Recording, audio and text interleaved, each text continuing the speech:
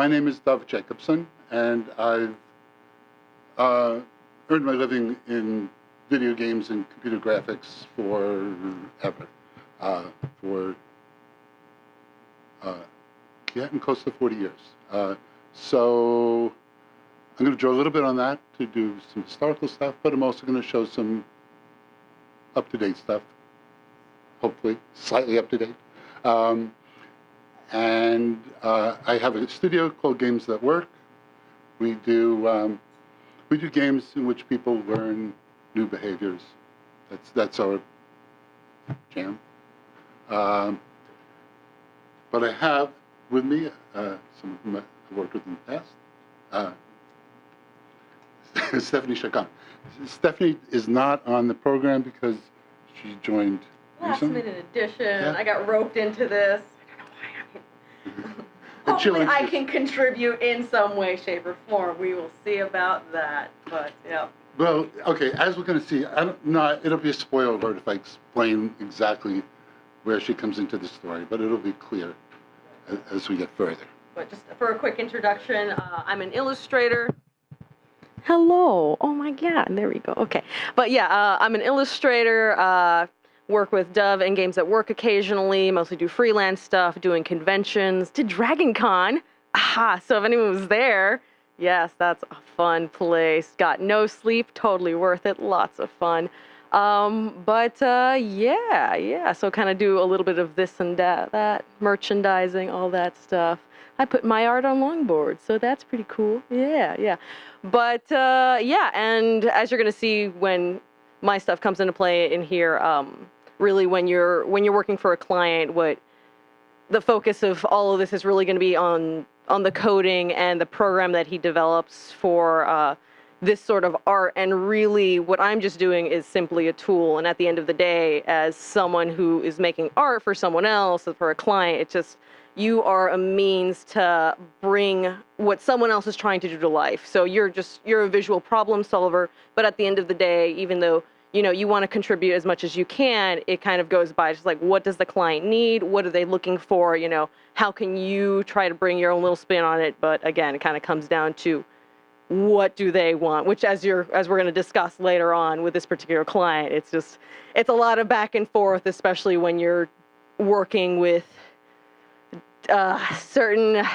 What we ended up doing was we worked on an NDA project, so there's only so much that we can really say about it. And it's just like we did a thing for some people. Got to keep it real vague, but yeah, you'll get a better sense of what it is that we ended up making for them. So. Yeah. So this is an artist, right? This is a real artist, and my whole premise is that we don't need him. That software can eliminate their contribution, and we'll see how true that is. First of all, I also want to have fair warning. We're not talking about procedural art like procedural environments or buildings or people. That's all super important. We do that kind of stuff too. But I'm talking now about more arty things, more abstract, artistic things that are done with a computer. So that's part of the definition. Then we'll do some samples. We'll go back in time a little bit, look at some old stuff, because that's where I can get on board with my old stuff. And I'd be a witness into that period. And go through a couple of different technologies. And then we're going to talk about the challenge that we worked on together and get to the point where the robot and the human had to come together. It came together. And then we'll do a little programming.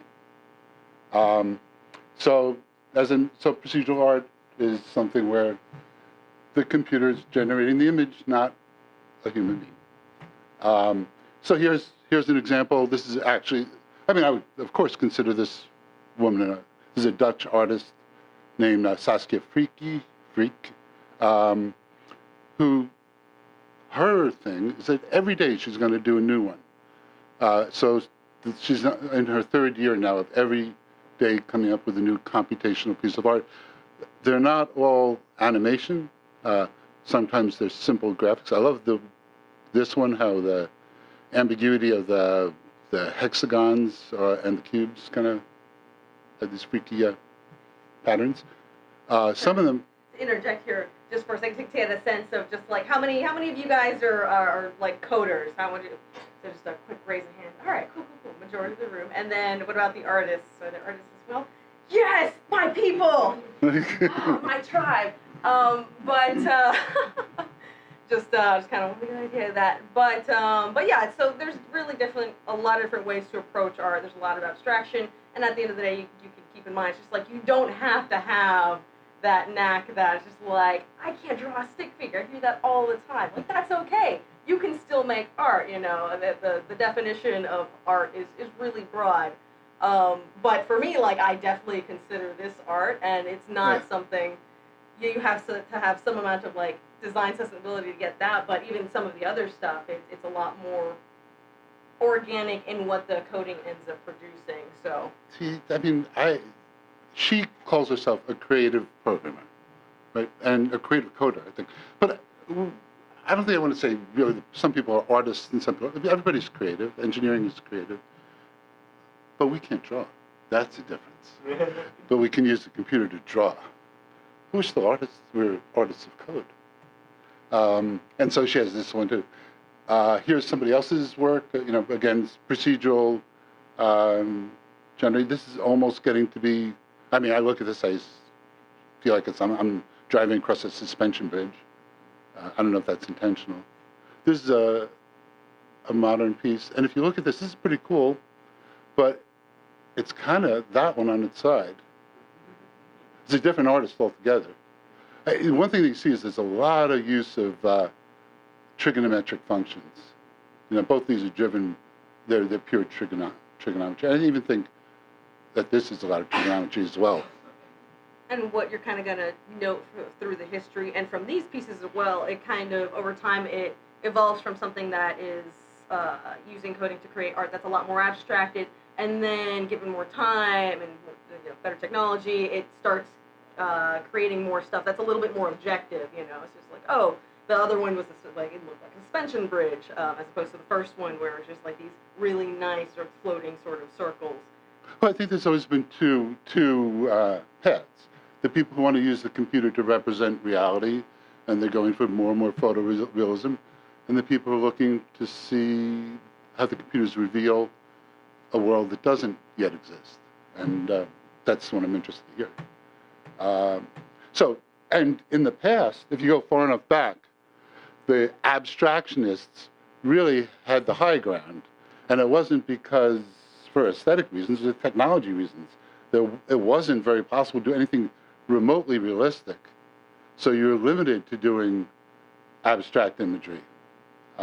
This is a really early piece in 1965.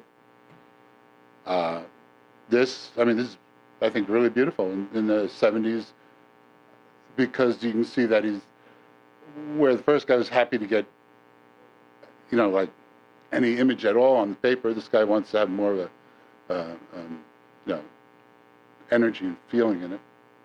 And even for me, coming from a background where it's a bunch more like, I do figurative work, objective stuff. Some of my like fun personal work is a little bit abstracted, but it's still a lot of like animals, faces, people. But even for me, like looking at this stuff, like no, that is definitely art. It's abstracted, but you know, it's lovely in its own way. And there's this really nice, like for my work, I enjoy a lot of symmetry, a lot of balance. So looking at that sort of those nice geometric structures, it's just really visually pleasing, you know. So it's still art. So yeah, so this is Larry Cuba, and Larry Cuba actually was not only a decent animator, he was a really good self-promoter, and was pretty famous for these simple animations. But he went on to do the Death Star in the first Star Trek, where and none of his artwork has the same kind of fame or longevity.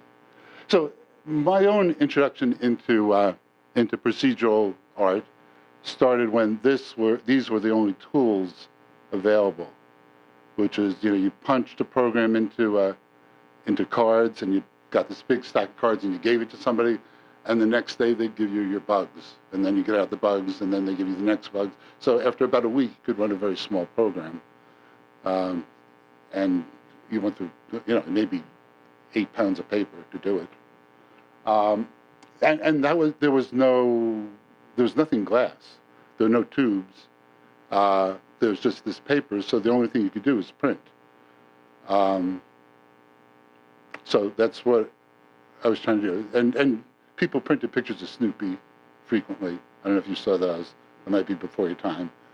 But, you make it out of, we didn't have pixels yet. We just had characters. So I would try and make whatever I could out of characters.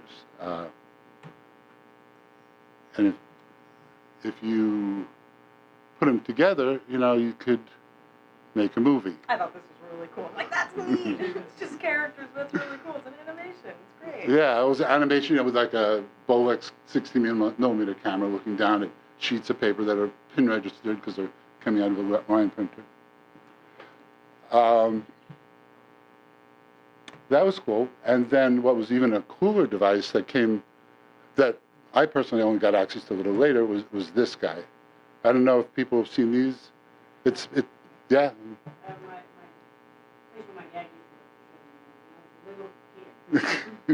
I still have one in my garage. I don't know if it works anymore. You see, it's like picking up a pen, and it's going to draw with that pen, and then it's going to pick up another pen, because this one's a expensive one that can do multiple colors. So, you could make abstractions. It's really easy to forget what the computer meant. Among other things, this procedural stuff and complex trigonometry, but at this point it was just the fact that you didn't have to draw every line yourself. And not just that the computer could draw better, but it could repeat. I mean, cut and paste was a miracle. It's not automatic. It was a new thing at some point, where just the ability to make a lot of things and make a pattern suddenly became, feasible. So about the same time a little after they had pens that would draw lines, they had computer screens that would draw lines. They didn't have rasters yet. They didn't have things that filled the screen with, like TV image. It would instead, you can see what it's doing is drawing a triangle. It's steering that electron beam in a triangle to create a triangle, which was dynamite, because if you were really fast, you could finish the drawing before it faded from someone's retina, which you really had to do. You had to limit the number of lines you could make depending on how expensive your tube was and how tolerant the people watching it were. And to me, these things were really expensive, but there was a toy called the Vectrex that that was exactly one of these, only it had 2K of memory. 2K. And, if you bought a special cartridge, it had 2K. Otherwise, it didn't have any memory. And it had but because it had 2K, if you were going to, it had like an art creation thing. That's the one that came with the 2K memory. The advanced one. The first one you could draw 9 frames, but there could be anything. The second one, it wanted to let you draw a full 28 frames, but in order to do that, you had to use a lot of instancing and duplications and procedures, which they created a visual programming language. Because if you're going to squeeze all that into 2K, you're not going to be, this is like the limit of the number of vertices that it could really remember. But it was a really high level of drawing because it was using computers to really procedurally direct. So I have one abstract thing from them. It's not terribly interesting. But it was, there were essentially functions that were drawing other instances. Then they invented this thing, the pixel. That was a great invention. Suddenly, you weren't limited, to connecting lines. You could make any kind of mess you want. I was already in love with the lines, though. So, I got to make this mandala. I did stuff that wasn't terribly abstract, cartoony stuff, and, video game stuff. But trying to work with some sort of procedural art, I made a toy for people who had a lot of time, because the computers were so slow. You could see every pixel come up one by one on the computer we were limited to. That was installed in people's homes, so that was cool. But they would set up a math. I would give them, here's the parameters for a math function. It wasn't presented that way, and then it would go slowly over the course of like a day. Drawing this pattern, they got more and more, complex and fill in. And again, it was sort of trigonometric as cardioid math functions, essentially a spirograph. It was exact. I'm making it sound fancy. There was nothing hypnotic and mandala about it. It was a spirograph, and it just drew and took a day to finish the drawing. But like the marriage of the vector system and the pixels is polygons. And I so love that little the little program that came on the Vectrex, that way of thinking, which wasn't obvious to people. I mean, at that time, people would still use the computer to do things laboriously.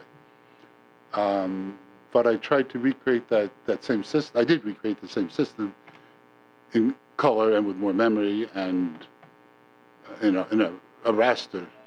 And this is an example of the output of that.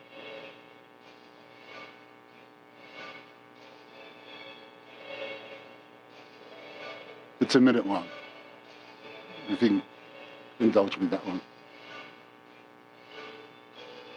This system allowed the images to be recursive. So a lot of this is using recursion in the procedures.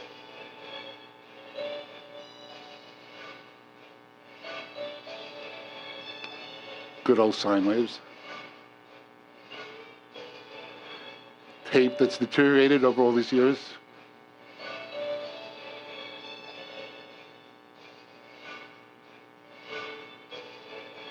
And as an artist, I mean, this really goes to show you how even the most unexpected and orthodox tools can be used to make art. Like, this is lovely. It has such a flow. It's mesmerizing, I'm like, there's just no doubt. It's like, yeah, it's art, absolutely.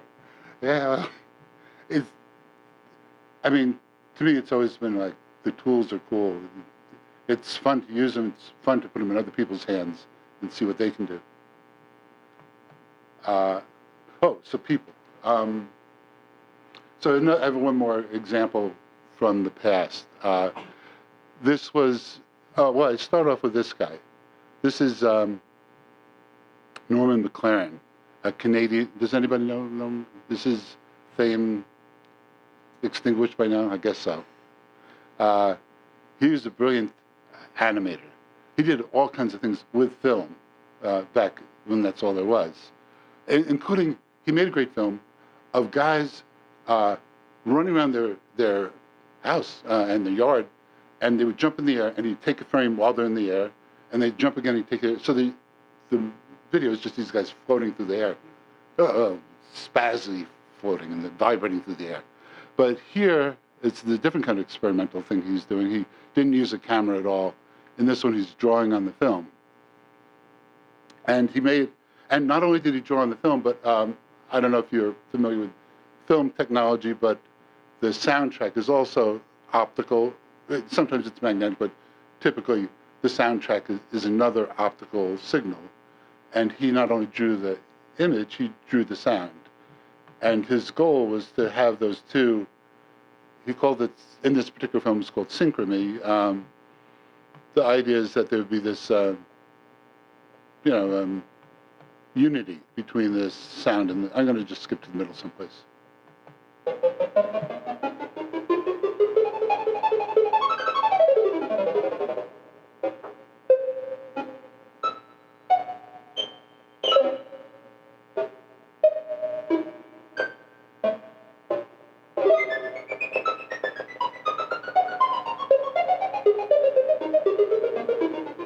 He drew every one of those little dots, and you've seen 24 seconds. And he drew them on this tiny little piece of film. So that,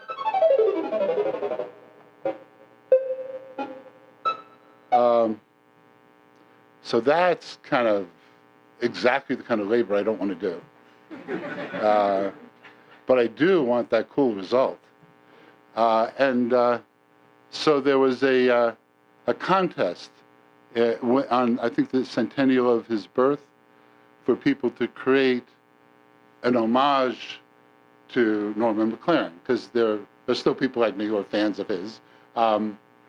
And the idea was the winner would be able to go to Montreal and see their movie. There was no money, but you'd be able to see your movie projected on the side of a building. So this particular attempt uses, I got a photograph of the building and mapped all the windows. So what I tried to do here is create, people familiar with cellular automata, the Game of Life stuff? This is sort of a cellular automaton of music and art. But I know jack nothing at all about music. It's sounds being produced, and they came out of a piano at one point, but I don't know if music might be too grand a word for it. It's abstract, and it's abstract video to go with it.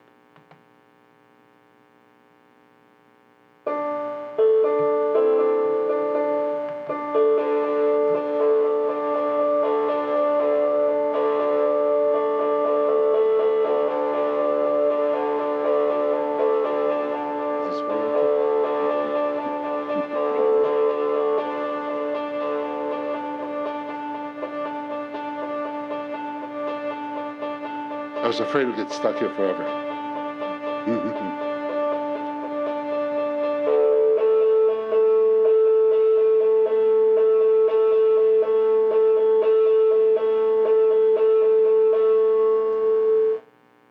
So.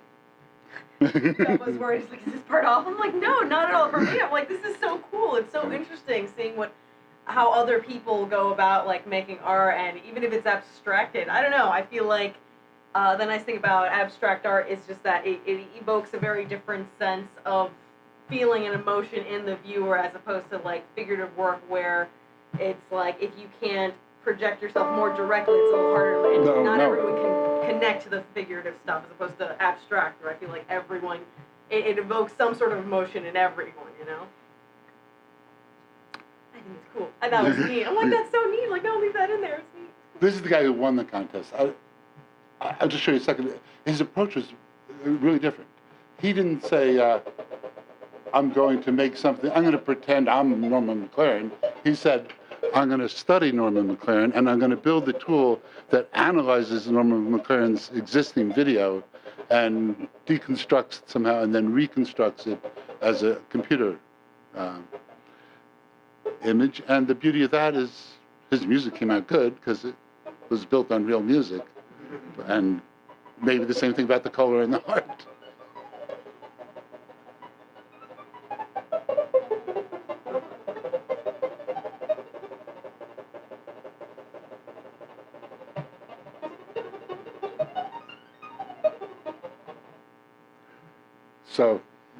So yeah, that's music, right? No one knows what it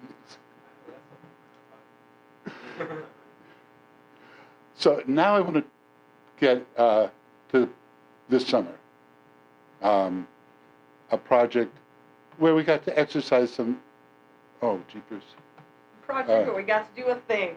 Yeah, okay, so there's a client who doesn't want us to talk about who they are, so that's cool. But what they did is, am I a mic?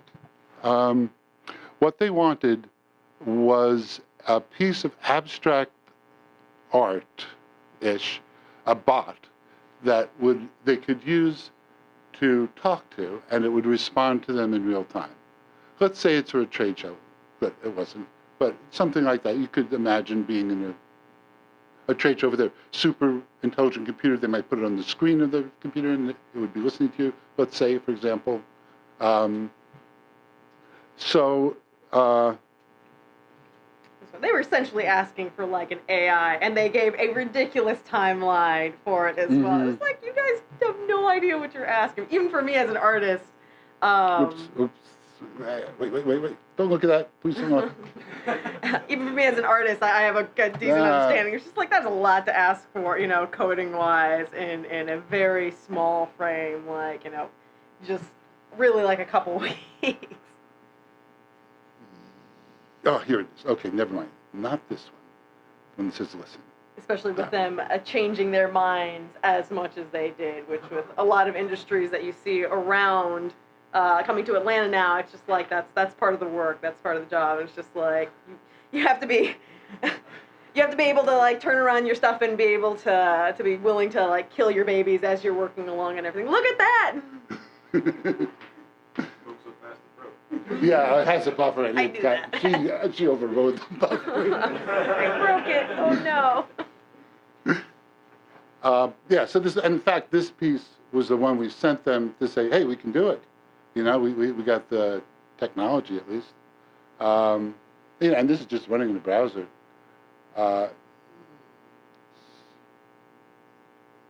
Sometimes it answers me at the end. It's going to answer me, but when I'm talking about something else, it's going to say something else.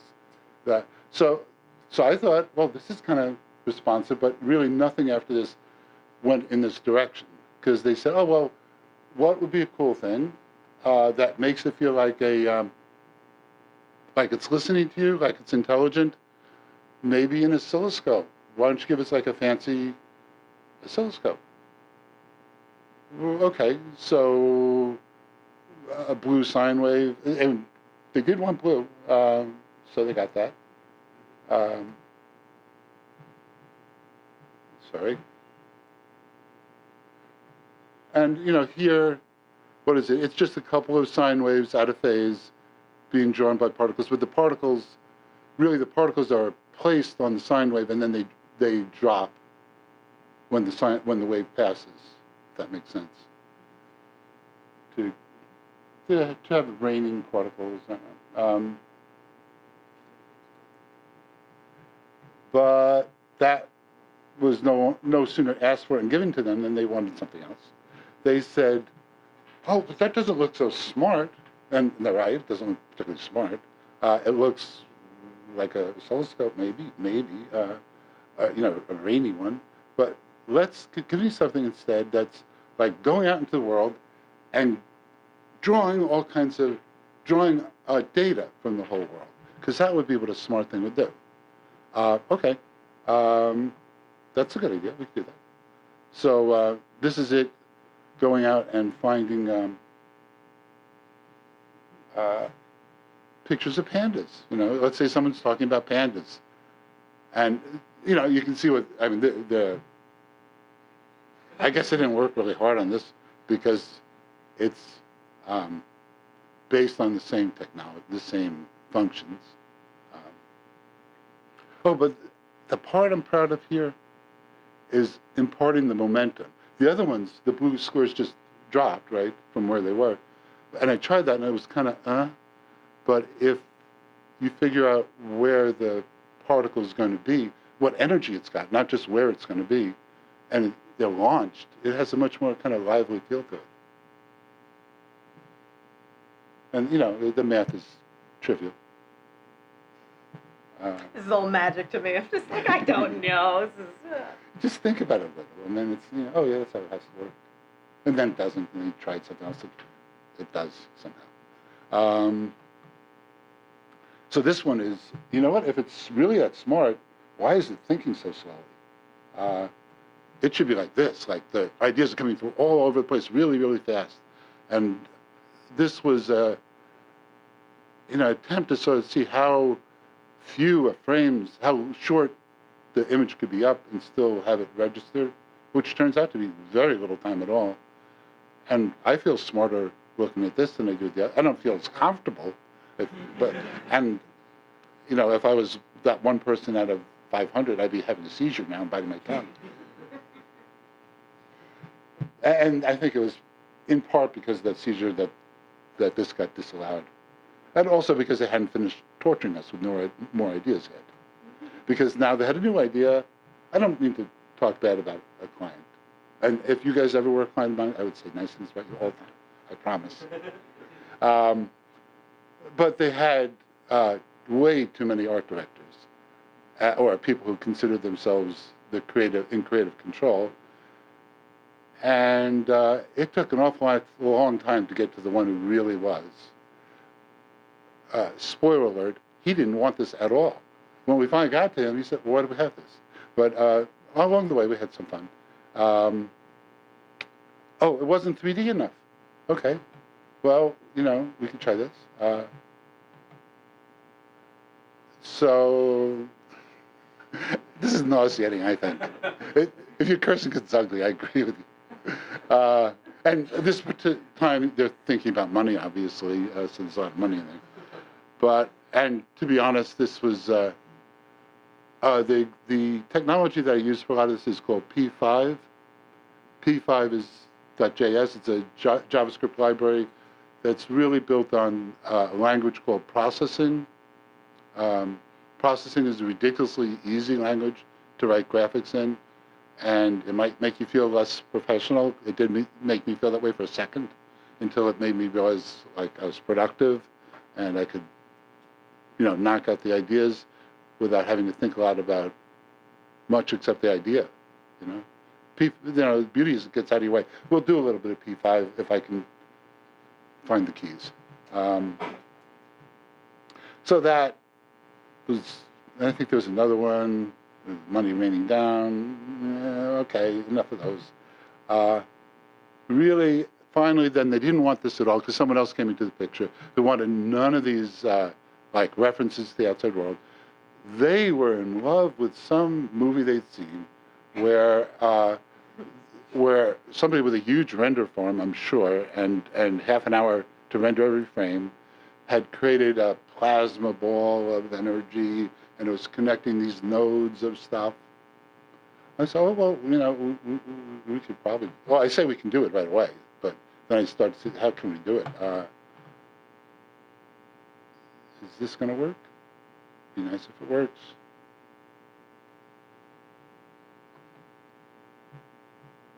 Is it in here someplace? Let me just close down everybody else.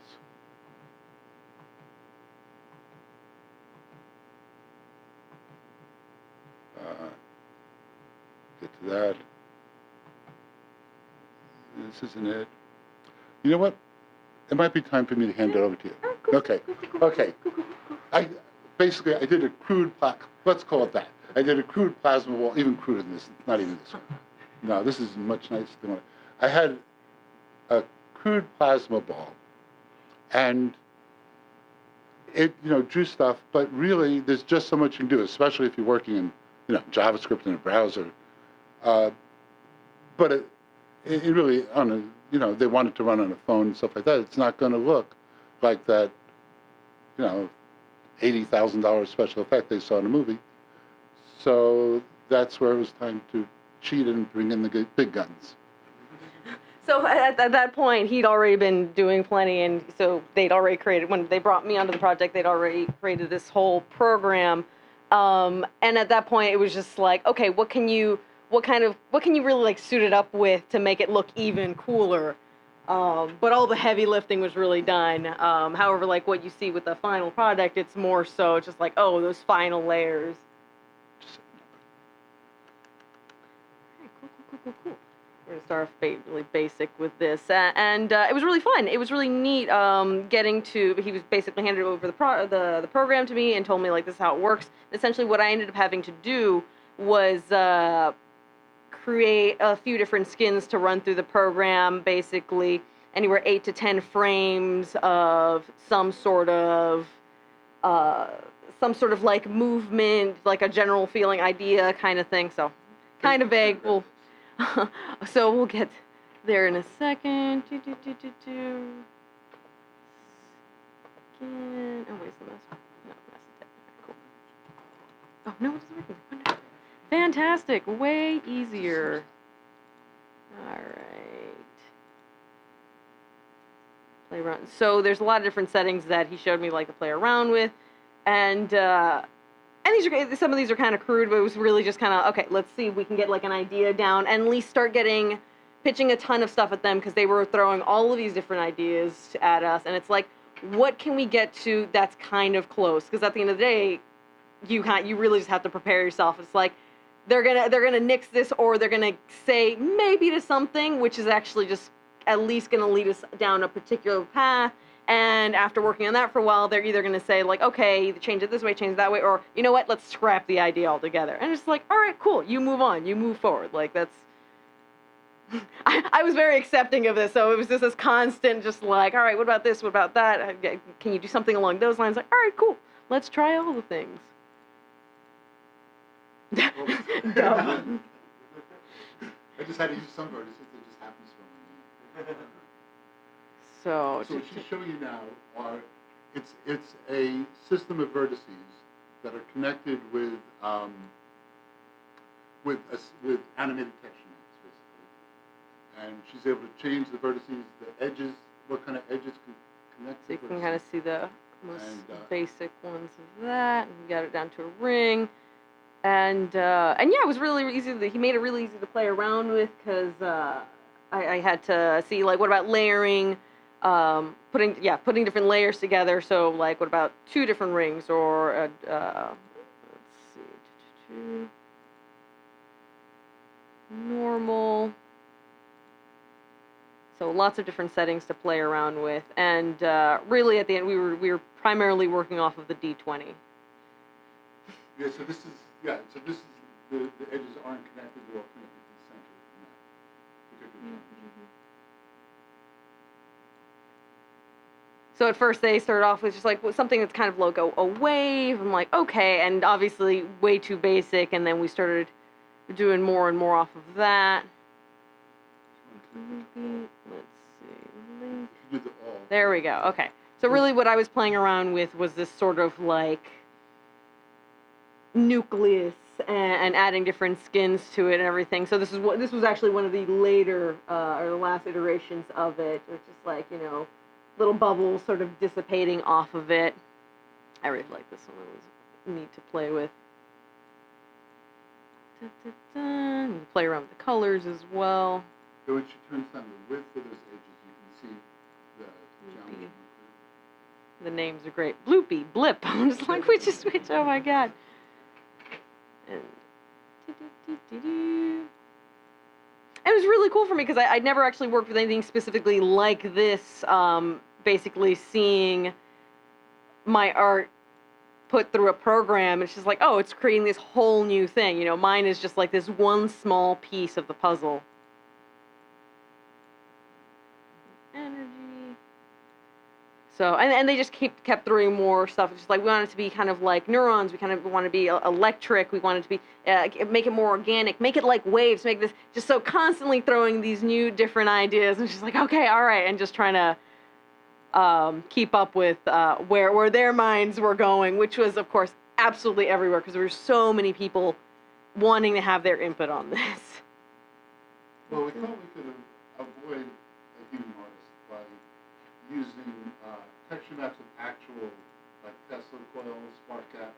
We did that at first. So this was one of those. Yeah. They already had. That was the best we had. You know, because then we could imagine better things, but we couldn't get better things unless someone would actually draw. But not only we could imagine, they could. So that was kind of like showing an example of, okay, what it does once it starts responding to the audio and all of that. Just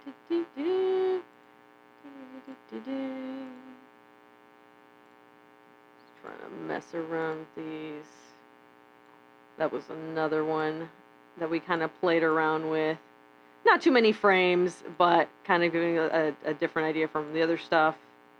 And so this in particular is what ended up evolving into the bloopy, the bubbles. And that blip.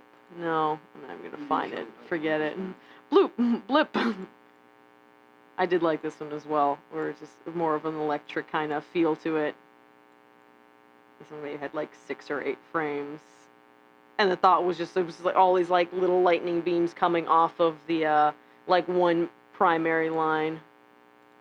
No, the guys with the render farms, I think, do exactly this kind of stuff procedurally, but I have no idea how to do it. If Yeah. I was doing that in this session, And then playing. they're cheating exactly. And then playing around with the frames, I mean, it definitely makes it a little more spazzy. But of course, like with certain ones, it works out better because it gives more of that like sparky kind of feel to it. James Cody's here, and we are going to change your life today. Ta-da! Get him out. This guy's terrible. But yeah, we ended up one of the last iterations. Jesus.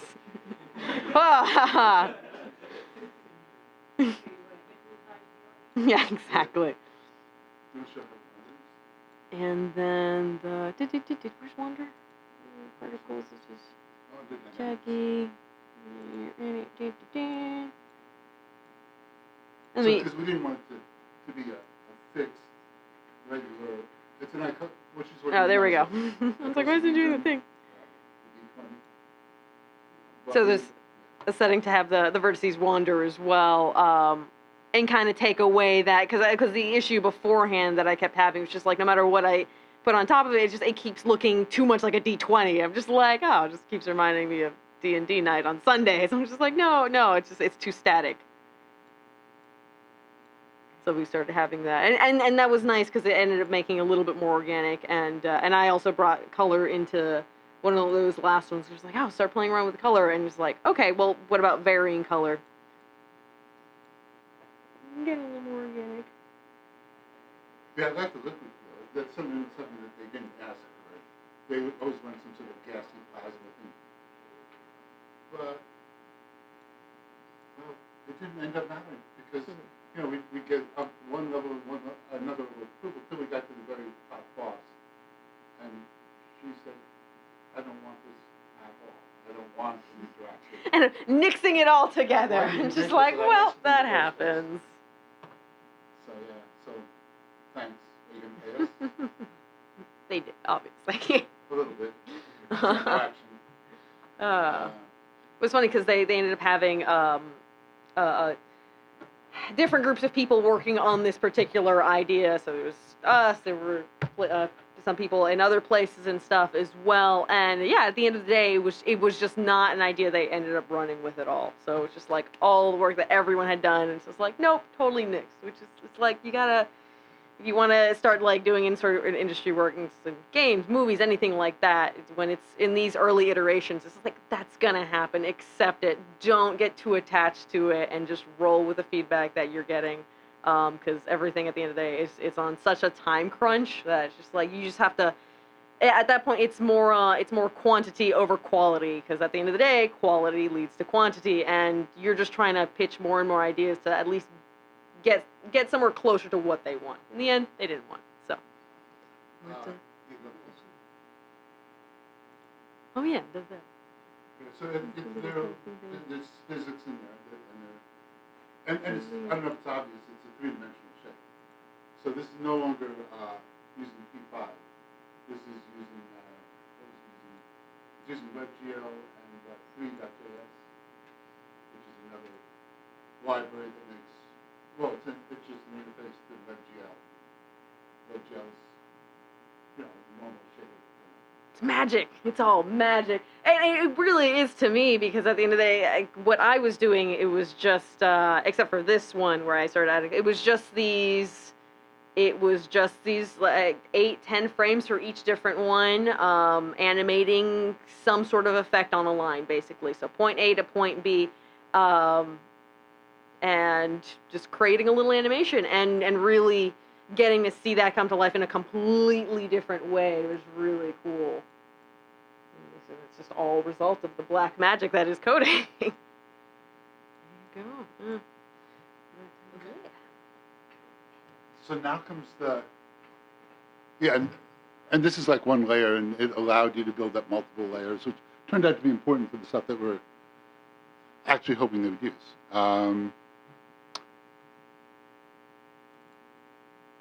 Somehow I can get out of this. Okay, now this is the part that I'm frightened of because of the typing involved and thinking involved and bugs and all that. But we'll try it if everyone will be patient.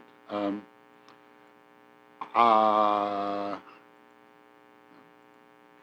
is the secret code there? No. Okay, so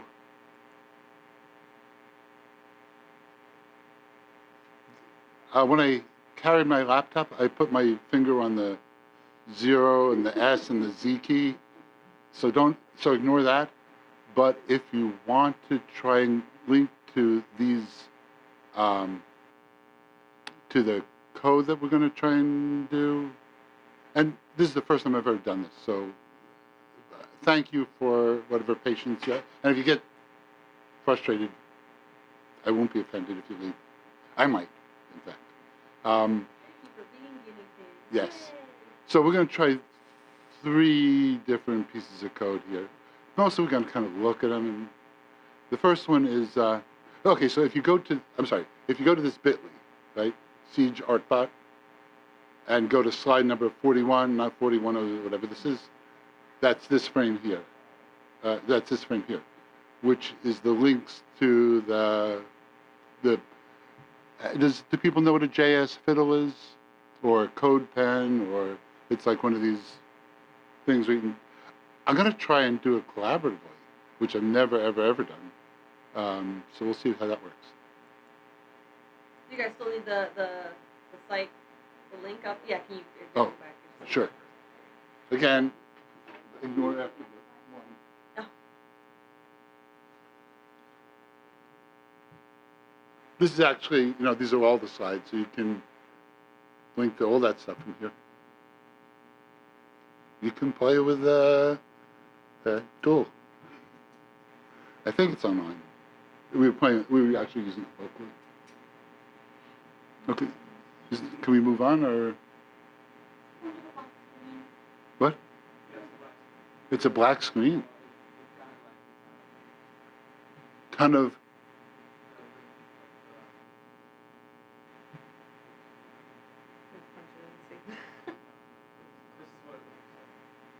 That's what the bit.ly goes to? How did it do that? I actually have it right here. Oh, shit, yeah. Okay, I meant to go to this one. Maybe, I don't know if I might be able to re-edit that from here, you think? Can I change the bit.ly? I'll make another one, I guess.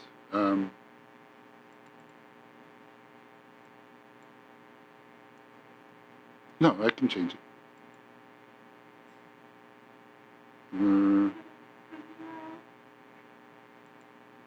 Oh, no, I just typed it wrong. No? Yeah, the HTTP, this shouldn't be here. Oh, no, I'm sorry. Sorry, it's letting me change the other side of it, not the part I want to do. So let me just get rid of this one. Yeah. Okay, sorry about that.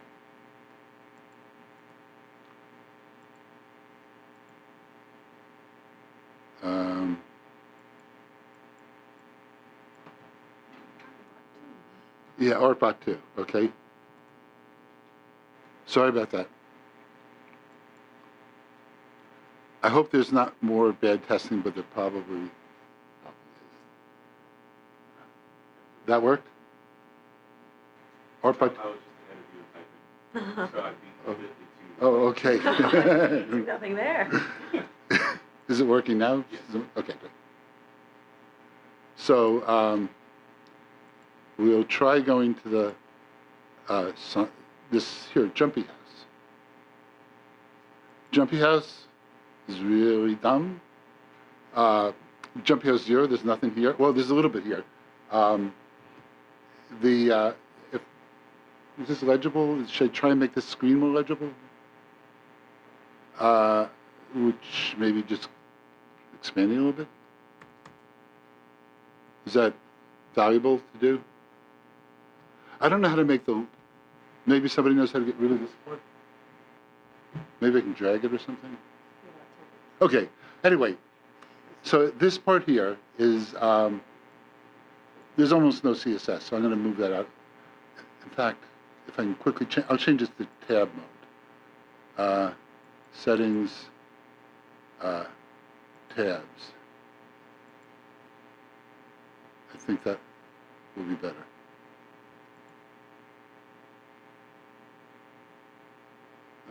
Anyway, okay, so here people familiar with this. This is just saying the HTML has just calls in this library, which is P5. All it's using is straight up P5. And this isn't tabs. This is something else. I'm sorry, it's just hard to use.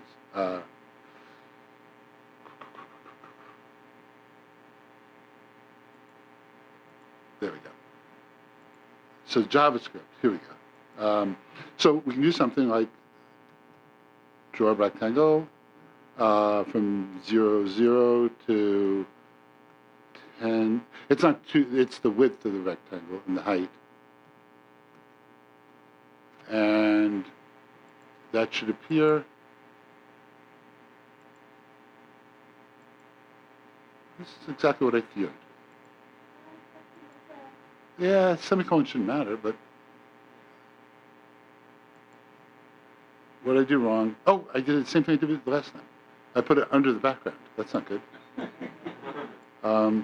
Hopefully this will... okay, there's a rectangle. So there's a real small rectangle, but we can do things like... it's really procedural processing. It just does things like in order, and it keeps a sense of state. So if I were to go scale 9, let's say, that should work. Makes that's not enough. Scale 15. I have this set so that it, as soon as I type it, as soon as it's valid new HTML or JavaScript, it just runs it, which is kind of convenient.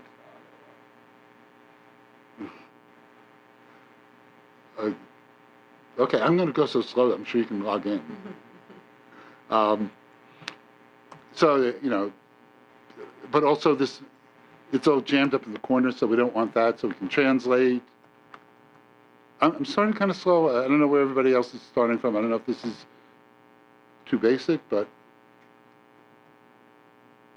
And I memorized all the right numbers to use, but I forgot them. So, so this puts it in the corner. But you see that I'm, changing the coordinate system, and it'll just draw the rectangle wherever the coordinate system was changed in the scale. And to make it a house, we probably needed to have a roof. So it can do a triangle, while the parameters of the rectangle are position and size. The parameters of the triangle are the vertices, which good, because it'd be hard to think about it some other way. So we go from 0, 0, that's one of the top corners, to 0, 10, which is the other top corner, and the middle would be 5. Oh no, 10, 0, sorry. Those are the two top corners, right? The X and Y. The 0, because in P5 and most graphic systems, Y is the lowest, Y is the highest. So 0 is the top of the roof there. And the middle of the roof should be, the roof itself should be, X should be 5, because it's going to be in the middle of the rectangle, and Y for that should be some negative number, like 8 maybe? Please work. Do I not see? Yeah, there we go. So there's a roof, kind of a little bit slightly nasty looking, but we can make it less nasty, by making the house itself under it not so wide. Did I do something wrong? Come on, things are going fairly well. There it is. Well, it looks like it was drawn by a kid. So, I mean, we can keep going with this. I'm just trying to get warmed up to processing or P5. We could draw a door. Well, let's not draw a door, because that'll take time. But let's, an important thing to learn to do is to fill with color. There are a lot of options, we'll just pick 0 is going to be black, but if 0, 120, 0, that should be kind of green, I would have thought. And also, we don't want the whole thing to be this color. We just want the roof to be that color.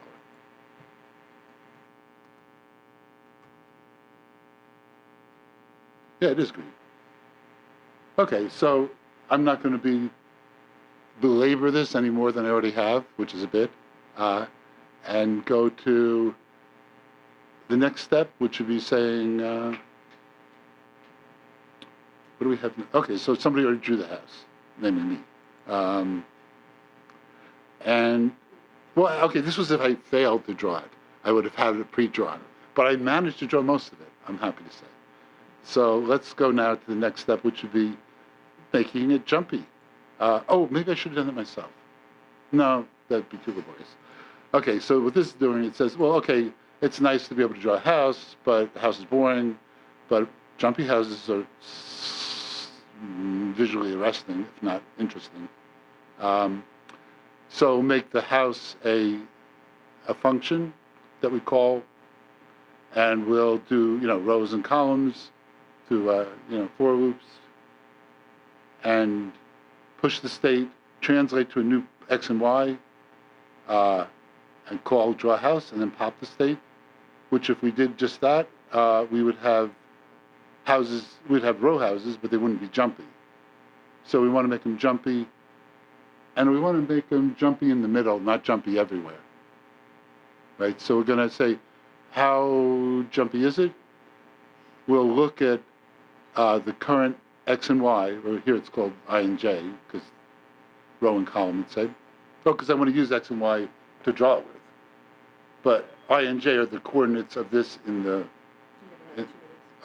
matrix. Okay. This is pretty obvious, I guess. It's the further from the center is, the more random it is. You add random to the color, you add random to a little bit of rotational randomness in here someplace. Yeah, there. Translation, you move it a little bit side to side, and the size. But let's get to Saskia's work. I think that's how you pronounce it. And maybe, we're out of time, so I'm just going to invite you guys to dig into her stuff. This is this piece here. You can see they've set up the background like we did. It's all filled, there's no stroke. Phase, it's a wave function. Phase is really important. And you can change like the number of strands, which are those. So this is one strand, you have two, obviously. She's left this wide open. You can have as many columns as you want. Make it denser. And then, this is something you can learn from and take it to totally different places. Like, I spent a couple minutes trying to create the other one, the one that will take two white snakes out of this one. I'm convinced, I know you can, I couldn't, but you can. So I think I'll leave it at that. I also, if you're interested in digging around the blue wave, which is the code from that sine wave with particles dropping, I'll just quickly show you how it's set up in case you want to play with it.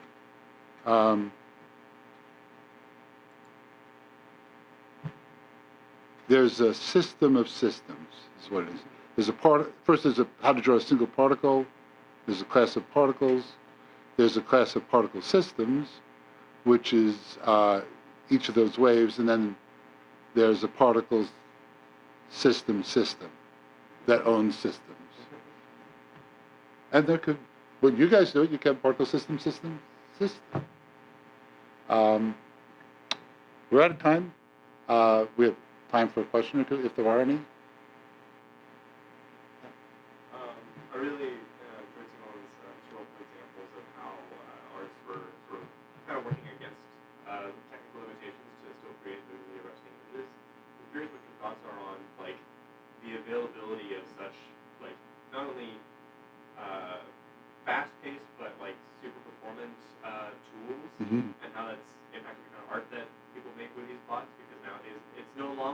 much about like, oh man, I can only print using this thing that moves around on the paper. What can I do within that?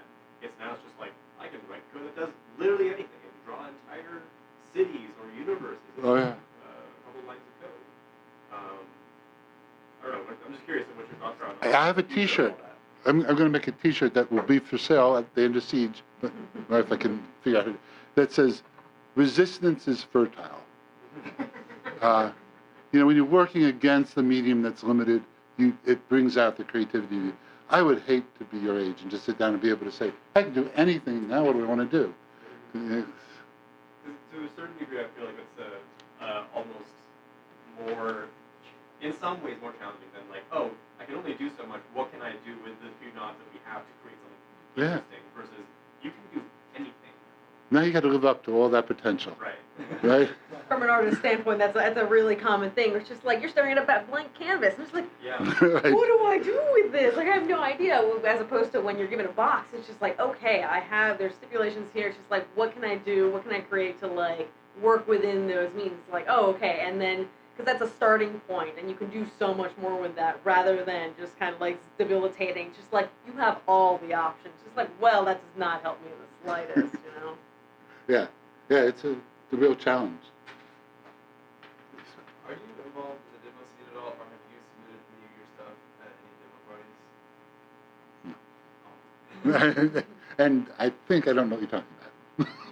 It's like the whole like hacker group from like the 80s and 90s that used to hack like software, and they would make their own custom intros, and then the intros became so interesting and more technically superior than the games themselves they were hacking that they just started making intros by themselves. It's like music accompanied with computer generated graphics. But I think another big part about the demo scene is that they limit your file size significantly for them, and their categories based off of the file size of your project. Oh, yeah? They have like 64K, Yeah. 4K. Huh? Yeah, and then they have competitions based off of what you can create in the space. Oh, super. And it's not videos, it's software. It's software. It's executable. Oh, super. Wow. Yeah, I'd like to learn more about that. So what is the advantage to programming a specific visual instead of using a program made to make that visual? Power. You think about what you want, no matter what you do, you sit down and plan it. Now, instead of having to draw each little bit of it, you create a program that does it. And it's not just that it's easier the first time. It might be harder the first time. But the second time, when you look at it, it's almost what you want, but you want to change it a little bit. And you have. When I started out, we did animation on film. And I did a lot of motion graphics. And motion graphics required going through that film over and over and over again, the same piece of film, exposing it multiple times to get the kind of picture. And if you messed up one time, all that work was wasted. But if you didn't mess up, you would never change it because it was too much work to change. So to the extent that it's easy to go back and saw how easy it was for her to create 20 different things. I feel like that making that comparison, it's kind of like, okay, animation frame by frame, decades ago versus just like, okay, using a program, it's just like, all right, you've got your image, you've got your pieces, and like now we can make them move easily instead of having animated like one by one by one by one by one, I don't know if it's just because I'm used to like the art side of work. I want to make some sort of motion graphics, Illustrator, bring it into After Effects, save the layers in case I want to change anything. But I don't know. Maybe I'll try that some. Well, and it depends on whether the thing that you do is amenable. Like, you can see here, creating the ball in 3D, the D20 ball, and the way the vectors moved around, that was really amenable to code. To create the sparks and the bloops of color, that was not easy to do in code. But so that was something where it was much easier to bring in a partner who would do the physical art, hand-drawn art. They wanted it all done in code, but it wouldn't have been performed enough either. Let alone I couldn't figure it out. Using both. I'm sorry? Yes, Yeah. I get it. Using both, combining them. Depends on what the image you're trying to create is and the skills you have too. I mean, So my question is all, so there's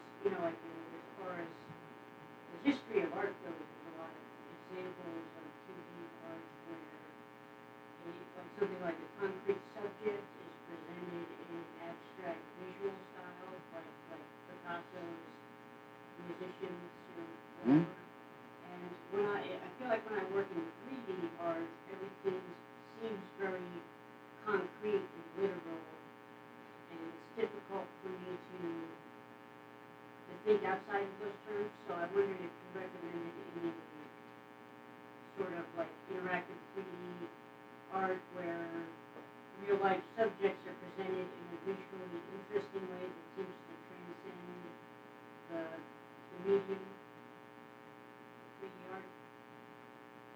More than cartoons? I mean, cartoons kind of do that a little. Yeah, I guess, you know, like if you use,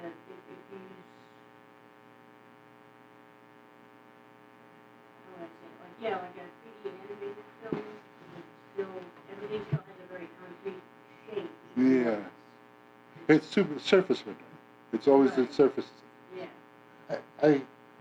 I started doing this a long time ago when it was impossible to do that well, and everybody aimed at doing that well because that goalpost is very easy to identify. I want ultimately make a Turing test for the eyes. You won't be able to tell it wasn't a real photograph. And everybody chased that and got pretty good at it.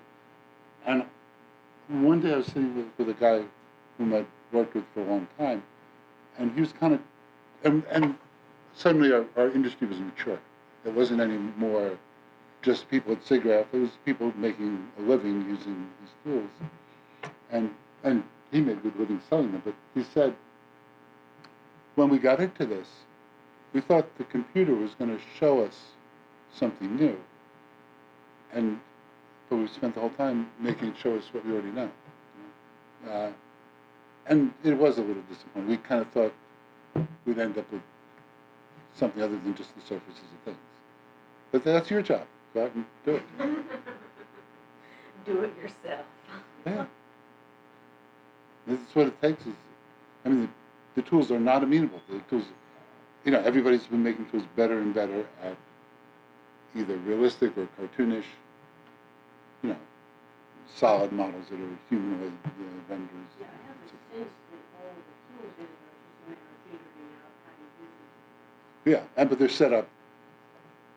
You're going to go against the grain of what they're. The tools are there. It's just learning. It's figuring out how to use it in a unique way. The way that wasn't necessarily. Yeah, exactly. Yep. But do it. Yeah. Any questions? 12:40. Alrighty. Thank you for coming. Thanks so much.